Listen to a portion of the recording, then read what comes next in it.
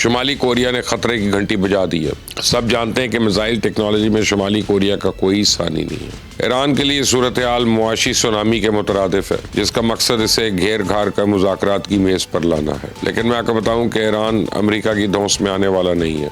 अमरीकी नाकाबंदी के जवाब में ईरान ने चंद नए टारगेट्स को लॉक किया हुआ है। अगर वो इनमें से किसी एक को भी तबाह करने में कामयाब हो गया, पूरी दुनिया हिल कर रह जाएगी। खासकर इजराइल और यूएई तो घुटनों पे आ जाएंगे। तो इजराइल के लिए तो खासतौर पर ईरान ने एक इंतहाई खौफनाक प्लान तैयार किया। आप यूँ समझे कि जिससे अमरीका ने बहरी नाकाबंदी करके ईरान की मुआशी रगों को दबा रखा है, ठीक उसी तरह ईरान भी इसराइल की मुआशी शहरक पे अंगूठा रख देगा। नेतन्याहू तो गया, वाशिंगटन से एक और इस्तीफा आ गया।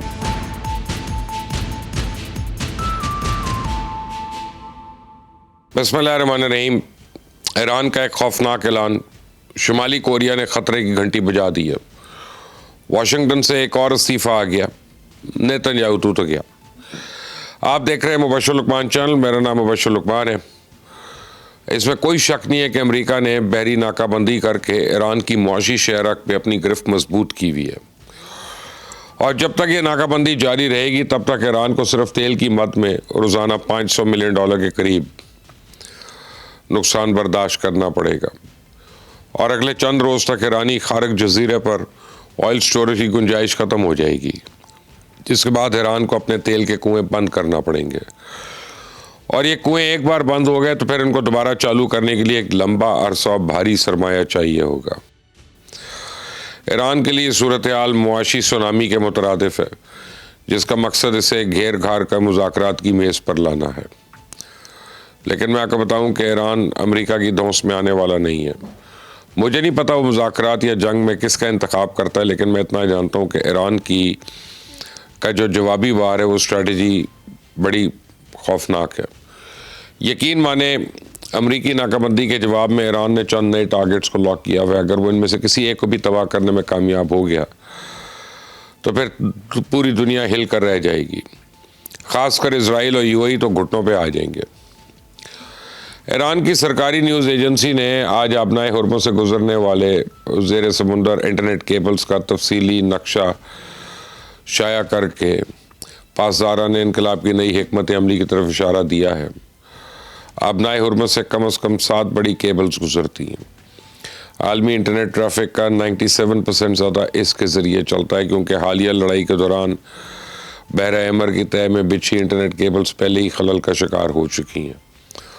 तो ईरान अगर आबनाए हुर्मुज़ से गुजरने वाली केबल्स भी काट देता तो कम से कम आधी दुनिया में तो भौचाल आ जाएगा। सबसे ज़्यादा मुतासर खलीजी ममालिक होंगे, क्योंकि वहाँ डेटा सेंटर्स बंद हो जाएंगे। E commerce, cloud services, banking, digital services लंबे अरसे के लिए ठप हो जाएंगी। यूएई और बहरीन की डिजिटल इकॉनमी तो हकीकी मानों में बढ़ जाएगी। और यही नहीं है, Saudi Arabia, Qatar, Kuwait, Bahrain, Oman, UAE के तमाम स्ट्रेटेजिक ऑयल फील्ड्स जो हैं वो भी इस वक्त ईरान की हिट लिस्ट पे हैं। और ईरानी क़यादत बार बार अमेरिका को खबरदार कर रही है कि अगर इसकी ऑयल फील्ड पे कोई हमला हुआ तो फिर खत्ते में कोई ऑयल फील्ड महफूज नहीं रहेगी। तो इसराइल के लिए तो ख़ास तौर पर ईरान ने एक इंतहाई खौफनाक प्लान तैयार किया। आप यूँ समझे कि जिससे अमेरिका ने बहरी नाकाबंदी करके ईरान की मुआशी रगों को दबा रखा है, ठीक उसी तरह ईरान भी इसराइल की मुआशी शहरक पे अंगूठा रख देगा। मैं आपको बताऊँ, इसराइल अपनी तेल की ज़रूरत का बड़ा हिस्सा अज़रबैजान से हासिल करता है। ये तेल अज़रबैजान से पाइपलाइन के ज़रिए इसराइल तक पहुँचाया जा रहा है। और नेतन्याहू पिछले 48 घंटों से रो रहा है कि ईरान अज़रबैजान में मौजूद अपनी प्रॉक्सीज़ के ज़रिए उसकी ऑयल पाइपलाइन को तबाह करने की मनसूबाबंदी कर रहा है। तो अगर जब बाकू में ईरानी सफारत खाने ने इल्ज़ामात की सख्ती से तरदीद की है, लेकिन जंग और मोहब्बत में तो सब जायज़ है ना। और फिर ऐसे वादों पर कौन एतबार करे। ईरान ने अपने अहदाफ की लंबी चौड़ी फहरिस्त तो गिनवा दी है, लेकिन असल सवाल यह है कि क्या वो इनको तबाह करने की सलाहियत भी रखता है या नहीं। वैसे तो पूरी दुनिया जानती है कि ईरान के एक कंधे पे चाइना और दूसरे पे रूस का हाथ है, जिसकी वजह से वो आज तक अमेरिका जैसी सुपर पावर की आंखों में आंखें डालकर खड़ा है। लेकिन आज शुमाली कोरिया के एक वफ़द ने तेहरान पहुँच के पूरी दुनिया के लिए ख़तरे की घंटी बजा दी है। सब जानते हैं कि मिसाइल टेक्नोलॉजी में शुमाली कोरिया का कोई हिस्सा नहीं है। उस पर तवील तरीन फासले तक मार करने वाले इंटरकॉन्टिनेंटल बैलिस्टिक मिसाइल मौजूद हैं, जो अपने साथ एटॉमिक वॉरहेड भी ले जा सकते हैं। इन हालात में अगर शुमाली कोरिया का वफ़द ईरानी वज़ीर ख़ारजा से मुलाकात के लिए तेहरान पहुँचा है तो इसका मतलब है जाहिर है ये इतनी दूर के कोई ख़ास मकसद के लिए आया होगा ना। अमेरिकन इंटेलिजेंस अदारे तो आज खुद इस बात का एतराफ़ कर रहे हैं कि ईरान के पास दस्तियाब मिसाइल्स का ज़ख़ीरा ख़त्म नहीं हुआ, बल्कि अब भी हफ्तों तक जंग जारी रख सकता है। और यही वो बातें हैं जिनकी वजह से ट्रंप इंतज़ामिया आज सख्त परेशान है। आगे जब प्रेसिडेंट ट्रंप ने आज ही ईरान से दोबारा गैर मशरूत सरेंडर का मुतालबा किया, लेकिन मैं आपको बताऊँ कि CBS न्यूज़ कि जिस अमेरिकन रिपोर्टर ने आर्मी चीफ को बरतरफ करने की खबर ब्रेक की थी, उस रिपोर्टर ने अब अमेरिकन मिसाइल स्टोरेज के आधे रह जाने की खबर भी ब्रेक कर दी है। ज़ाहिर है पेंटागन के अंदर से ही कोई मीडिया को ऐसी खबरें लीक कर रहा है ना, तो मिसाइल स्टोरेज में कमी की खबर को लीक करने का मकसद ईरानी क़यादत को ट्रैप करना भी हो सकता है, लेकिन मैं समझता हूँ ये खबर दुरुस्त है।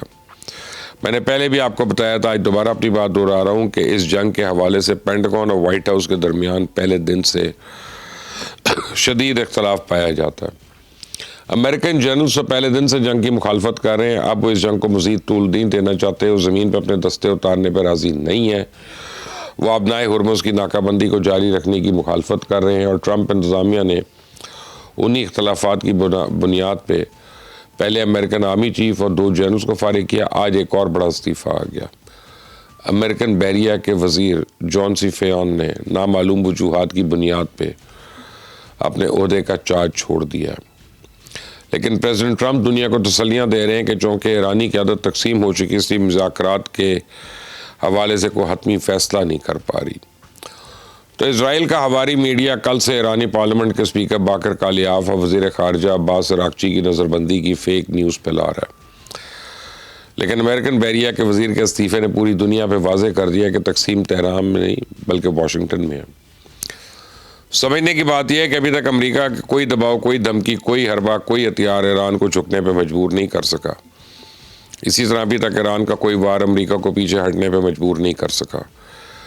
पाकिस्तान पहले दिन से दोनों को कुछ दो के असूल पे तनाज़ा ख़त्म करने का मशवरा दे रहा है, और यकीन माने आज नहीं तो कल ईरान और अमेरिका दोनों को पाकिस्तान का ये मशवरा कबूल करना पड़ेगा।